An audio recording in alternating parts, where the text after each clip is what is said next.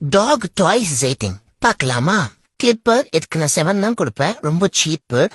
ஷூக்கு நான் 6 தான் கொடுப்பேன், இது காஸ்ட்லி, கொஞ்சம் ஹார்டா இருக்கும். வீட்டுல தெரிஞ்ச உடனே அடி பலமா விடுறதுக்கு வாய்ப்புகள் அதிகம். வாட்டர் பாட்டிலுக்கு 8.5 கொடுக்கலாம், நல்லா கற்கு முத்துன்னு என்தூசியாஸ்டிக்கா இருக்கும். நம்ம சுத்தி இருக்கவங்க இரிட்டேட் பண்ணும், பட் அதை பத்தி நமக்கு கவலை வேண்டாம்.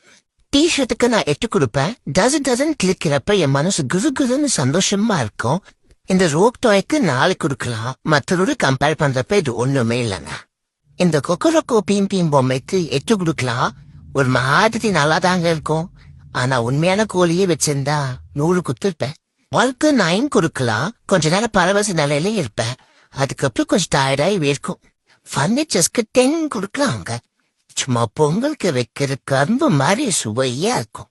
வேற வீடியோவில் சந்திப்போம்.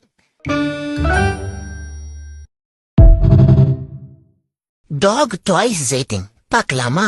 கிளிப்பர் இதுக்கு நான் 7 தான் கொடுப்பேன், ரொம்ப சீப்பு. ஷூக்கு நான் 6 தான் கொடுப்பேன், இது காஸ்ட்லி, கொஞ்சம் ஹார்டா இருக்கும்.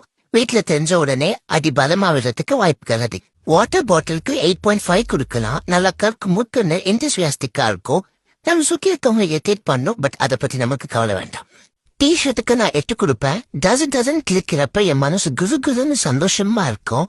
இந்த ரோக் டாய்க்கு 4 கொடுக்கலாம், மற்றொரு கம்பேர் பண்றப்ப இது ஒண்ணுமே இல்லைங்க. இந்த கொக்கரக்கோ பீம் பொம்மைக்கு 8 கொடுக்கலாம், ஒரு மாதிரி நல்லா தாங்க இருக்கும். ஆனா உண்மையான கோழியே வச்சிருந்தா 100 குத்துருப்பேன்.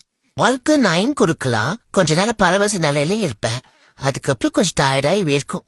ஃபர்னிச்சர்ஸ்க்கு 10 கொடுக்கலாங்க, சும்மா பொங்கலுக்கு வைக்கிற கரும்பு மாதிரி சுவையா இருக்கும். வேற வீடியோவில் சந்திப்போம்.